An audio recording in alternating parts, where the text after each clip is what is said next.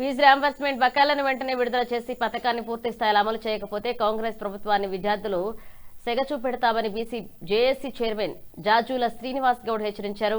Fee reimbursement నిధులను విడుదల చేయకుండా బడుగు బలహీన వర్గాల విద్యార్థులను ఉన్నత విద్యకు దూరం చేసే కుట్ర జరుగుతుందని ఆరోపించారు ఆయన. ఇక హైదరాబాద్ లోని సుందరయ్య విజ్ఞాన కేంద్రంలో నిర్వహించిన అఖిలపక్ష విద్యార్థి సంఘాల సమావేశంలో జాజుల శ్రీనివాస్ గౌడ్ మాట్లాడుతూ ఫీజు రియంబర్స్మెంట్ బకాయిల విడుదల కోసం రేపు చేపట్టనున్న కాలేజీల బంద్కు అఖిలపక్ష విద్యార్థి సంఘాలు పూర్తి మద్దతు ప్రకటించాయన్నారు.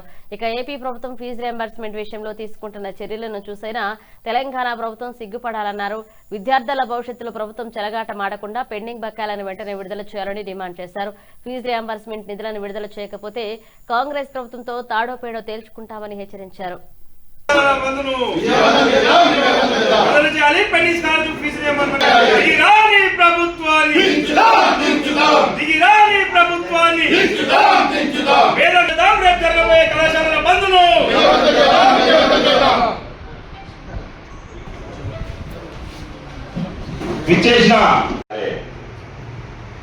దీన్ని ఏ విధంగా దశల వారీగా రద్దు చేయాలనే విషయాన్ని ప్రభుత్వాలు కుట్ర చేస్తాయి.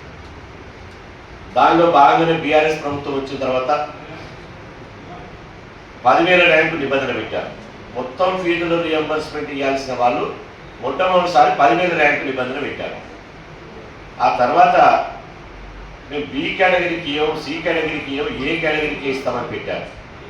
ఆ తర్వాత గ్రామీణ ప్రాంతాల్లో ఉండేటువంటి విద్యార్థులకు 1,50,000 ఆదాయం లోపు ఉన్న వాళ్ళు, పట్టణ ప్రాంతాల్లో ఉన్నటువంటి వాళ్ళు 2 లక్షల లోపు ఆదాయం ఉన్న వాళ్ళకే ఫీజు రియంబర్స్మెంట్ ఇస్తామన్నారు.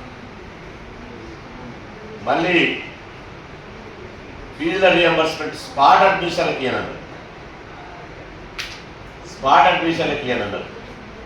మళ్ళీ ఫీజుల రియంబర్స్మెంట్ మీద కాలేజీ యజమాన్యాలు ఫీజులు కోర్టులో పోయి ఫీజులు పెంచుతున్న కొద్దీ పెంచాలి, కానీ మేము కేవలం 35,000 రూపాయలు మాత్రమే ఇస్తున్నాం. అంటే మీరు చూడండి, 100% కాలేజీ విద్యార్థులు చదువుకుంటే అందులో 100% అర్హులైనటువంటి వాళ్ళకి ఇవ్వాలి. కానీ మేనేజ్మెంట్ కోటాకి ఏమన్నారు, అలా 30% పోయింది, 70%కి వచ్చింది. స్పాట్ అడ్మిషన్కి ఏమన్నారు, స్పాట్ అడ్మిషన్ 10% పోయింది, 60కి వచ్చింది.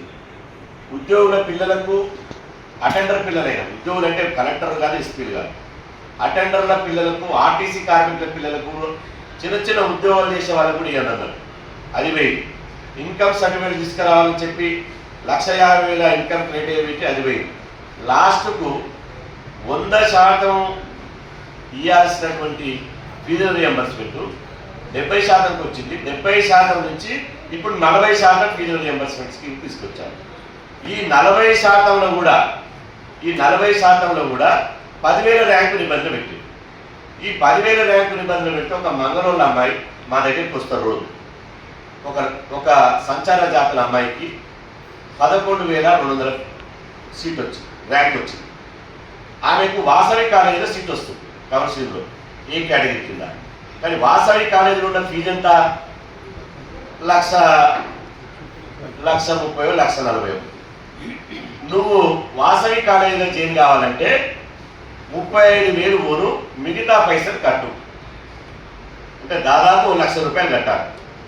ఆ అమ్మాయి సంచార జాతుల అమ్మాయి 1,00,000 రూపాయలు కడతదా, కట్టదు. కాబట్టి ఆ అమ్మాయి సీట్ వదులు. తర్వాత 10,000 అంటే అమ్మాయి 9,000 వచ్చింది, తర్వాత 11,000 వచ్చిన ఒక